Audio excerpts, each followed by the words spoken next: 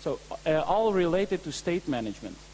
And all that state management logic is extracted from your code and put into the process. And with that simple XML process description, you actually specify how your transactions work, how timers, also very important. There is a mechanism for timers in there. If there's a task, for instance, you can say, send a reminder every so much time. Or if this task takes more than 2 days, then go to this other step. That's pretty convenient. If you have to do that with other Java technologies, it's a lot of hassle to do that. And so in other words, you can let jBPM take care of all that transaction and timer juggling so that you can have all the fun in the pub afterwards. I'm going to introduce the demo that Joram is going to give some comments on. He made a great demo about a train ticket system. You probably have taken the train and you have to buy a ticket and make sure you don't lose the ticket. Then you have to show it to the conductor.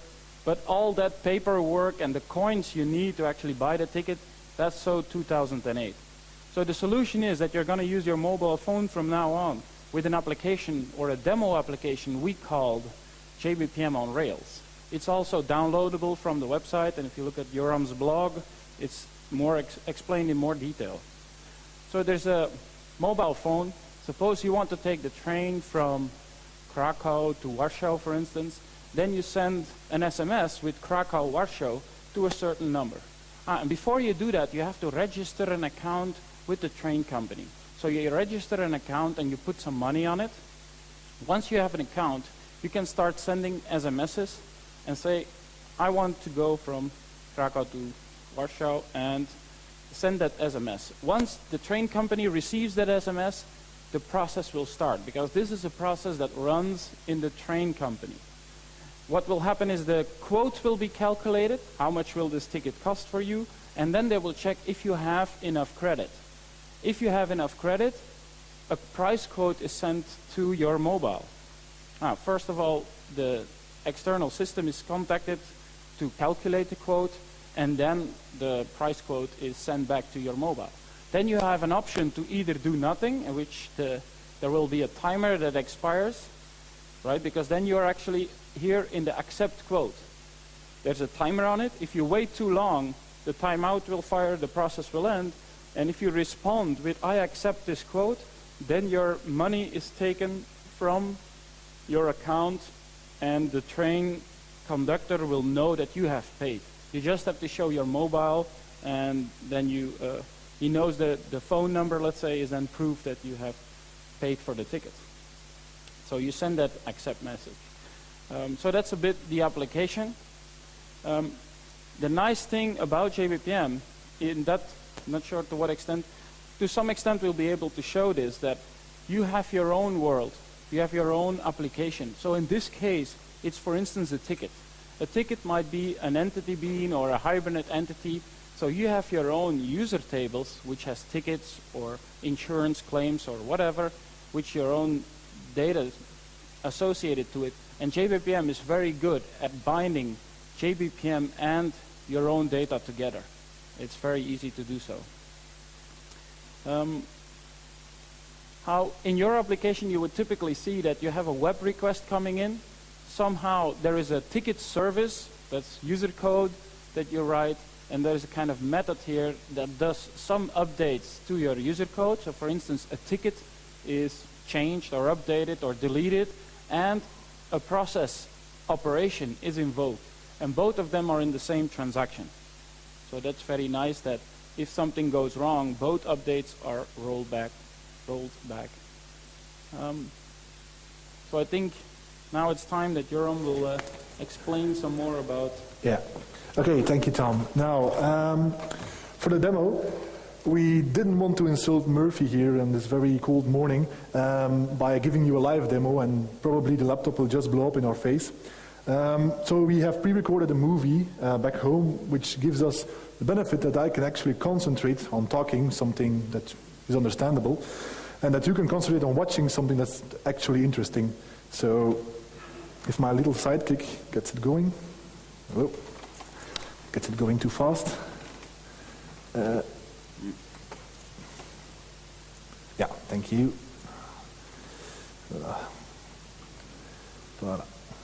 All right. So in the first movie, I will show you the first phase of implementing a business process, which is actually modeling the business process. Now, typically this is done by the business analyst, which Tom already also explained. Now, the business analyst is probably a guy or a woman which is a very smooth talker in most cases, which has a great domain expertise, but, and you might have encountered these people already, they don't have quite the computer skills. So you can't expect them to go to the internet, download Eclipse, configure it, install it, and start modeling in Eclipse. So what we did to fix this problem is with our distribution you can download, we just ship a web-based modeling tool called Synavio. And Synavio is actually also the name of the German company in which we have a close collaboration with. And they offer an open source modeling tool which people can just go to, take your browser, take the URL, and you can start modeling. That's what I'm going to show you in this movie. So, here we go. So you start up the browser, you go to the URL of the application.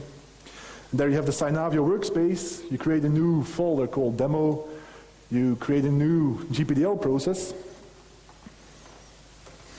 And there it is. Now, this is the modeling environment, and this is all in your browser. Now, at the left side, you can see all these kinds of activities, and what's special about them is that these activities are in fact using the Bpmn notation, the business process modeling notation, which many business analysts on the market, they know it. Their second language besides their native language. So they can just use this modeling tool like it is that they're writing a letter. Now, as you can see here, the editor is extremely powerful and extremely flexible, and it's quite impressive to know that this is just JavaScript with SVG graphics. So many people came up to us and they told us like, I've been using these desktop applications for years now, but I don't want to come back to these desktop applications once I've used this Synavio editor. So yeah, you can just try it. They have a live demo on their website. It's quite amazing what they can do. If I can emphasize for a second, of course, that this just runs in the web browser.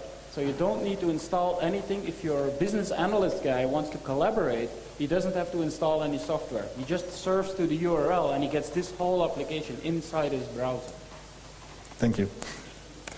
All right, so where are we now? Yeah, we're now in the unhappy part where the customer doesn't have enough money, and we're going to send him a rejection message saying, yeah, I'm sorry, you don't have enough money on your account. So and then the process ends in a cancel event. So Joram, do we also have an Eclipse plugin? Yes, we do. That I'm going to tell you in the second movie. You see, we prepared this very well. Okay, the happy part is we send the price quote to the text message to the cell phone of the customer. We wait for him or her to accept this quote, saying, yes, I want this ticket. The timeout that Tom explains. So the timeout is to have, not to have, a lot of open business processes running in our system, so they clean up after themselves after a day. So and if we get a message back saying like, yes, I want this ticket, then we charge the customer, and the process is ended.